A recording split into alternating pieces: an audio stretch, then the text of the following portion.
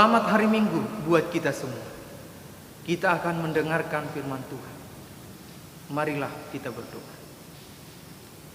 Damai sejahtera Allah yang melampaui segala akal, itulah yang memelihara hati dan pikiran di dalam Kristus Yesus Tuhan kita. Amin.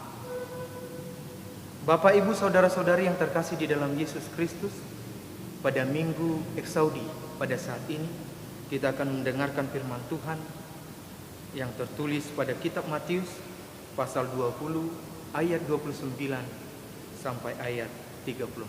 Beginilah firman Tuhan.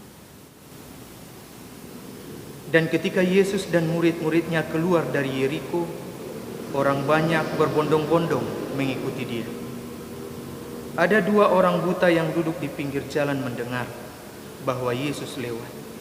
Lalu mereka berseru, "Tuhan, Anak Daud, kasihanilah kami."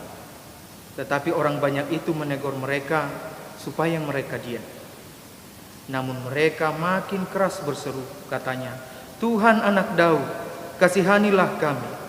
Lalu Yesus berhenti dan memanggil mereka. Ia berkata, "Apa yang kamu kehendaki supaya aku perbuat bagimu?" Jawab mereka, "Tuhan, supaya mata kami dapat melihat." Maka tergeraklah hati Yesus oleh belas kasihan. Lalu ia menjamah mata mereka, dan seketika itu juga mereka melihat lalu mengikuti dia. Demikian firman Tuhan. Bapak, Ibu, saudara-saudari yang terkasih di dalam Yesus Kristus, suka dan duka itulah kenyataan yang kita alami dalam hidup kita. Kalau banyak suka, puji Tuhan.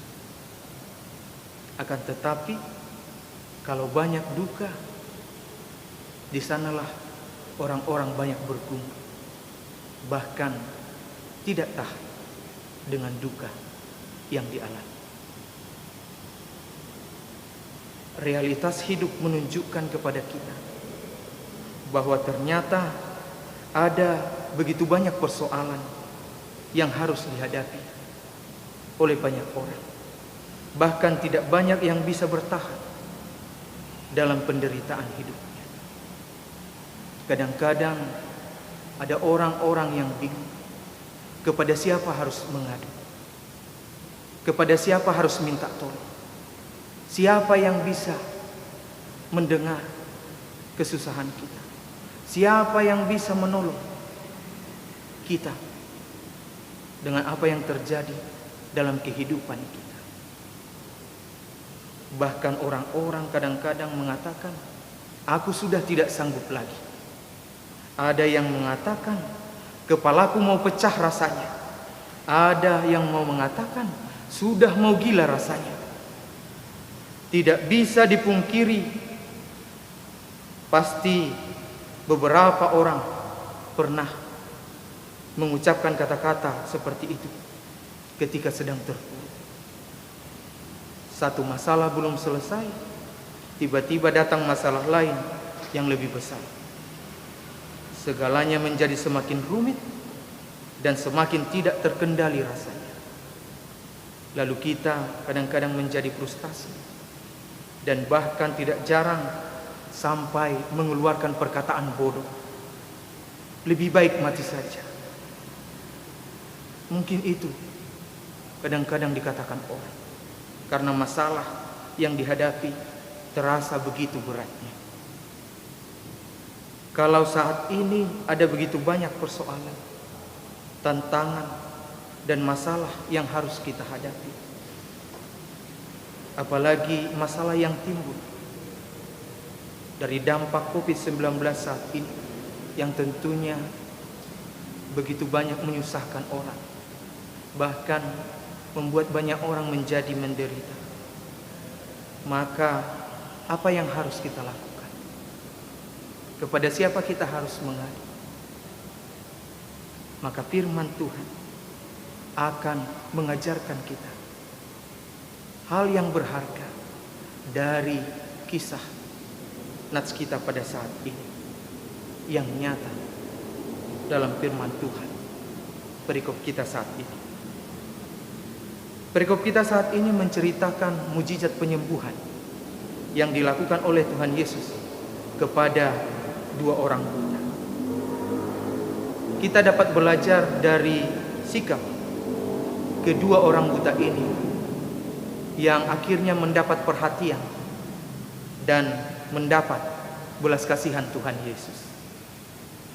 Saat Yesus dan murid-muridnya meninggalkan Yeriko, dua orang buta mendengar Yesus lewat. Mengetahui bahwa Yesus lewat di jalan tempat mereka berada, mereka berteriak-teriak memanggil Yesus dan berseru, "Tuhan Anak Daud, kasihanilah kami."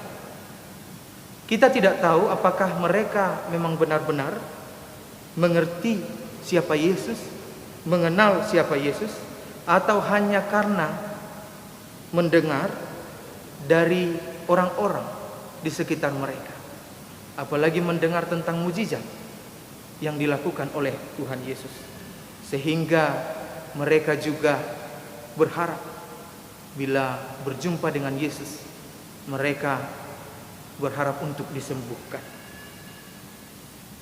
Oleh sebab itu, ketika kedua orang buta itu berseru kepada Yesus untuk mendapat pertolongan, orang yang di sekitarnya bukan menolongnya, tetapi malah menegur dan menyuruh mereka diam. Karena seruan mereka mungkin hanya dianggap mengganggu oleh banyak orang yang menyertai Yesus. Tetapi kedua orang buta itu semakin keras berseru. Mereka tidak menyerah. Mereka tidak peduli dengan larangan dan hardikan orang banyak kepada mereka. Keinginan mereka untuk disembuhkan oleh Tuhan Yesus membuat mereka terus bersemangat untuk memanggil Tuhan Yesus, walaupun mereka tidak bisa melihat Tuhan Yesus secara langsung. Usaha mereka ternyata tidak sia-sia. Sekalipun Yesus dikerumuni begitu banyak orang, baik yang mengikuti dia maupun yang hanya sekedar ingin melihat siapa Yesus, dan dapat dibayangkan mungkin saja suara orang-orang banyak itu mungkin begitu gaduh, tetapi Yesus menghentikan langkahnya dan mengalihkan pandangannya dan menoleh kepada orang buta yang terus berteriak itu. Dia segera memanggil mereka dan bertanya kepada mereka seperti seorang hamba bertanya kepada tuannya, "Apa yang kamu kehendaki supaya aku perbuat bagimu?" Ini merupakan pertanyaan yang begitu menghormati dua pengemis buta itu. Tuhan menghargai apa yang tidak dianggap oleh orang-orang yang menyuruh mereka diam. Dia berbicara penuh hormat kepada dua pengemis buta itu. Lalu orang buta itu memohon supaya mata mereka dapat melihat kembali. Maka tergeraklah hati Yesus oleh belas kasihan, lalu menjamah mata mereka, dan seketika itu juga mereka melihat. Jadi peristiwa ini sangat jelas menunjukkan bahwa mujizat penyembuhan itu terjadi karena adanya belas kasihan Tuhan Yesus kepada kedua orang buta tersebut. Pemulihan ini membuat kita melihat dengan jelas belas kasih Allah yang berpihak kepada orang-orang yang diremehkan, yang tak dianggap, yang menderita, yang berseru memohon pertolongan Tuhan. Kedua orang buta itu tidak menyerah dengan situasi yang terjadi. Seruan mereka menandakan bahwa mereka sangat berharap kepada Yesus dan pantang menyerah sekalipun dicegah. Mereka terus berusaha mencari perhatian Yesus dengan menghiraukan larangan orang banyak. Ini menunjukkan ketekunan yang sungguh-sungguh. Kedua orang buta itu menyadari bahwa mereka membutuhkan belas kasihan Tuhan dalam persoalan yang mereka sedang hadapi. Situasi yang terjadi tidak mampu membendung pengharapan dan kerinduan mereka untuk mendapat belas kasihan Tuhan Yesus. Saat mereka tahu ada yang mampu menolong dan menyembuhkan mereka, mereka tidak menyerah begitu saja. Sekarang kita sudah tahu dan percaya ada Tuhan yang penuh dengan belas kasihan, yang mampu menolong kita. Oleh sebab itu, saat kita sedang menghadapi persoalan, pergumulan, mari datang pada Tuhan, memohon belas kasihannya. Jangan pernah menyerah kepada keadaan, tetapi teruslah berseru seperti yang dilakukan oleh kedua orang buta itu, berseru mengharapkan belas kasihan Tuhan Yesus. Tuhan kita bukan Tuhan yang tuli. Dia mendengar teriakan anak-anaknya yang berada dalam kesesakan. Ketika kita berseru dan meminta Tuhan menolong kita, maka selama kita taat dan setia kepada Tuhan, maka Tuhan pun akan menjawab kita dan memberikan yang terbaik bagi kita. Alkitab bahkan mengatakan bahwa bagi orang-orang yang takut kepada Tuhan, maka Tuhan akan melakukan apa yang mereka minta. Tuhan akan mendengarkan seruan kita dan menyelamatkan kita tepat pada waktunya.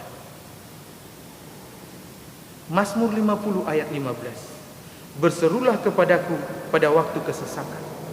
Aku akan meluputkan engkau dan engkau akan memuliakan aku. Yeremia 29 ayat 12. Dan apabila kamu berseru dan datang untuk berdoa kepadaku, maka aku akan mendengarkan kamu. Semua orang harus berseru kepada Tuhan Yesus, sebab berseru adalah perintah Tuhan. Perintah Tuhan untuk kebaikan kita. Sebab ketika kita berseru, kita dapat alami belas kasih-Nya. Amin. Marilah kita berdoa. Allah Bapa di dalam surga, kami bersyukur buat firman. Engkau mengingatkan kami ketika kami mengalami kesusahan, penderitaan. Kami akan berseru kepadamu dan kami percaya Engkau akan mendengarkan seruan kami, menolong dan menyelamatkan kami. Untuk itu Tuhan, ingatkan kami senantiasa bahwa Engkau penuh belas kasih, sehingga kami selalu datang berseru ke hadapan-Mu untuk kebaikan kami. Allah Bapa di dalam surga, kami berdoa buat jemaat dimanapun berada, buat pemerintahan kami, terlebih pada situasi saat ini, agar memberikan pelayanan yang terbaik demi mencegah penyebaran COVID-19, dan kiranya seluruh masyarakat juga dapat bekerja sama supaya keadaan kami menjadi lebih baik. Dan gereja-Mu Tuhan dalam pelayanannya, Engkau juga yang menyertai supaya jemaat-Mu tetap semakin dekat kepadamu. Terimalah doa kami ini di dalam nama anak-Mu Tuhan Yesus Kristus Tuhan kami. Amin.